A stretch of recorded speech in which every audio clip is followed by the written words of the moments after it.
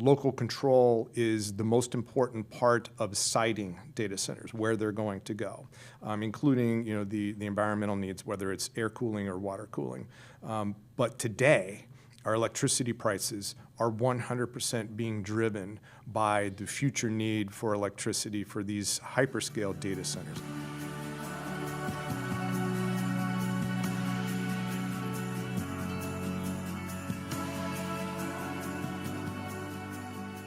So, hello, listeners. This is the Straight to the Point podcast. I'm Representative Joe Diorsi, and in studio today, I have a special guest. He represents House District 160 from the counties of Delaware and Chester. He is Representative Craig Williams. Craig, thanks for joining. Absolutely, Joe. Thanks for inviting me.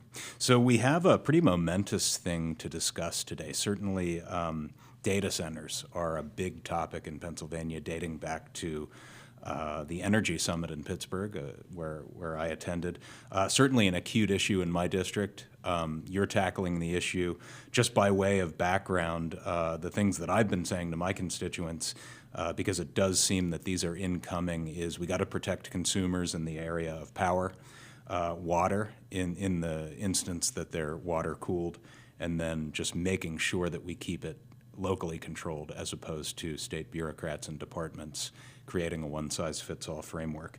And we considered yesterday, in contrast to your bill, House Bill 1834, what are your initial thoughts of just your opposition to that bill? Yeah, I think it's interesting. You refer back to the Energy Summit that was out in the western part of the state.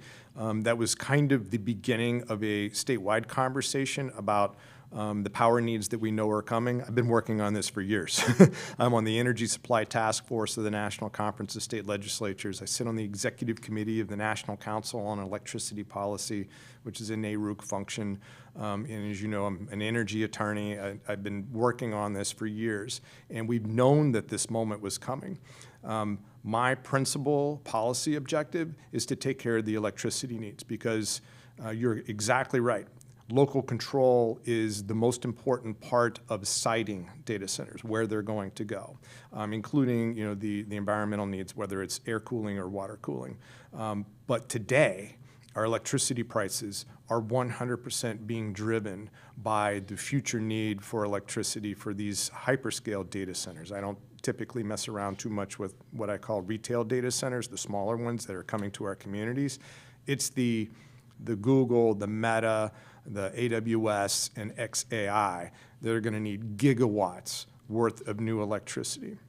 And we can talk about the bill that ran on the floor yesterday that didn't solve any of these problems. It just turned the clock back to climate change.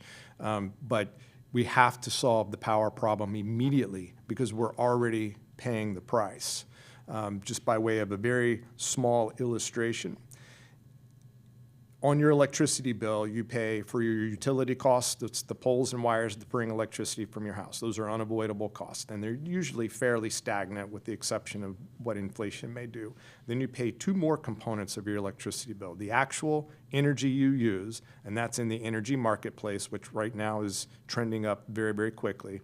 And the other is a capacity market. Capacity is a promise by electricity makers to make electricity available in the future. They can make money in one of two ways, selling it to you or selling it in the capacity market. And it was that anticipation of future need for hyperscale data centers that drove our prices through the roof almost overnight. Eightfold in Pennsylvania, 15-fold in Maryland. And we've got to do something today to address tomorrow's electricity needs. Well, I would, just off the top of my head, Craig, one of the key remedies is generating more, is it not? It's the whole problem, right? But imagine, if you will, that you're the state of Maryland and you have driven offline all coal and all natural gas generation because the fossil fuel industry is the evil to be avoided if you're of that ilk, right? So they've successfully done that. And now Maryland imports 40% of its electricity needs from states like Pennsylvania that are providing them natural gas generation.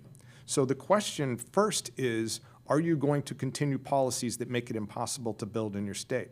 Now, you and I would agree that when we passed our budget last November, late, but still, we got a huge win in that we once and for all said we're not going to enter into RGGI, which is a way of penalizing any electricity generation that's not of the kind that you don't like. Yep. Right? We got rid of that. Yesterday's bill went right back to it. Yep. Right back to it. 25% requirement that you're going to come from, air quotes, clean energy, defined as the things they don't, anything other than what they don't like. It was dressed as accountability to data centers with a lot of flowery language, but it was a backdoor green energy effort, which is why we opposed. Joe, I will tell you, as I said kind of boastfully at the outset, I've been working on this for much of my professional life, and now in my state representative life, it's the number one thing I've been working on. I asked the question of experts in the community, in the industry, we got rid of RGGI. Why are our doors not getting kicked down to start building new generation in Pennsylvania? And the answer actually astonished me. A guy who worked in energy, they said, we don't trust you. I'm like, what's not to trust? We got rid of RGGI. And they're like, no, but you're going back. Well, this bill was passed out of the House yesterday, so that illustrates that fear. Exactly where I was going. And they pointed to this bill as evidence of the fact that, like, you guys aren't done with the Green New Deal. You're going right back there. And I've since met with, most of our natural gas on the production side and the generation side are owned by Texas Oil and Gas. And I talked to them yesterday, and they are encouraged by my bill that we're about to drop. So I've dropped the co-sponsorship memo, but we have the language now too. So draw the contrast. You have a better alternative. It's the Ratepayer Protection Act. Walk us through that. Sure. It has three components, but to get to the three components, you need to understand a little bit of where we sit right now. The first is Governor Shapiro and all 13 governors of the PJM territory, along with the Secretary of Energy at the federal level and the Secretary of Interior, signed a document that was the statement of principles about cost control, mainly in the capacity market, which I already explained. The other is, about 2 or 3 weeks ago, the president had a press conference with the hyperscalers, Google, Meta, XAI was there, and Amazon Web Services, signed a proclamation, an agreement that they would pay for their own new generation and that they would pay their own costs of bringing hyperscale data centers online. So there's a tremendous amount of infrastructure build that has to happen to accommodate them, and they all agreed they should pay for that. The problem is this. The statement of principles signed by Josh Shapiro is not law, and the proclamation signed by the president, his team, and hyperscalers is not law. So you need state law. I mean, much of this on the generation side can be federal control, but the actual regulations for bringing new power into your state is state law. So I've introduced a bill that does three things. The first is it requires hyperscale data centers to bring their own generation. In other words, regardless of what it looks like, you can't be buying power from underneath ratepayers. Right. Right. Buying power from underneath ratepayers is the reason that our prices are going up, because it's a limited supply, demand is through the roof, and simple economics from high school, price has to go up, and that's what we're facing right now. So I say all of your generation has to be additive. The second piece is you have to pay for your own infrastructure costs, no matter how attenuated it is from your facility.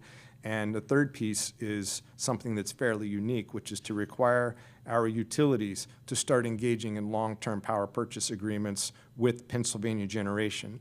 And the idea, Joe, is this.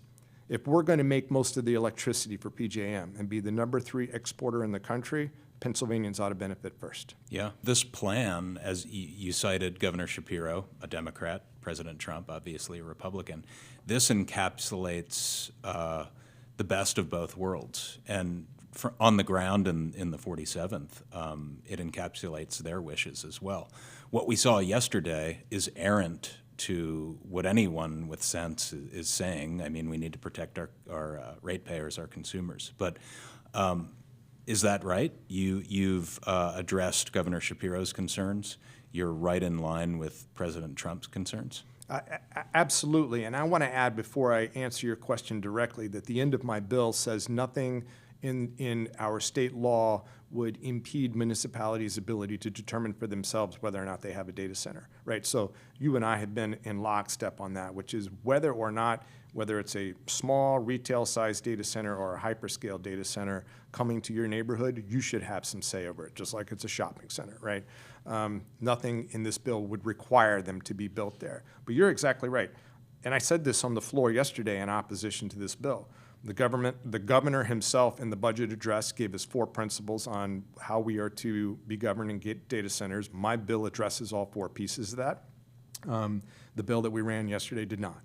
It like completely set his standards aside and said, well, we're going to go with this thing and try to reintroduce the Green New Deal.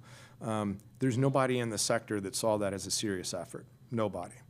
And at some point, we're going to have to get serious about this issue. And I think we can take care of it during this budget season if we all start working together. I was very plain on the floor. It's like, I think the governor got it right in terms of the 4 tenets of his concepts about how this should be resolved. I've just put pen to paper to make it real. Yeah, so final thought here, Craig.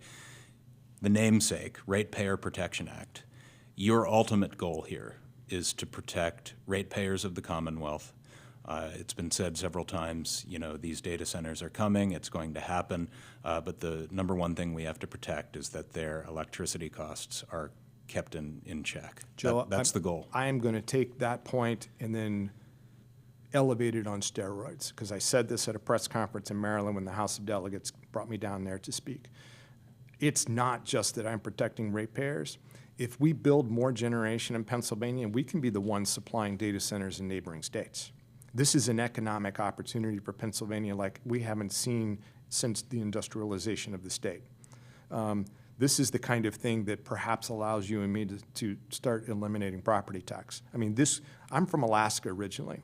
Every Alaskan gets a check from the state because the oil revenues are so big that our permanent fund it's almost unwieldy. So they pay Alaskans every year to be Alaskans and nothing more. I'd like to see Pennsylvania be like that. Yeah. So, Craig, thanks for joining Straight Absolutely. to the Point. He is Representative Craig Williams, representing the 160th Legislative District in Delaware and Chester counties. Thanks for tuning in. This has been Straight to the Point. Visit repjod.com/mypodcasts.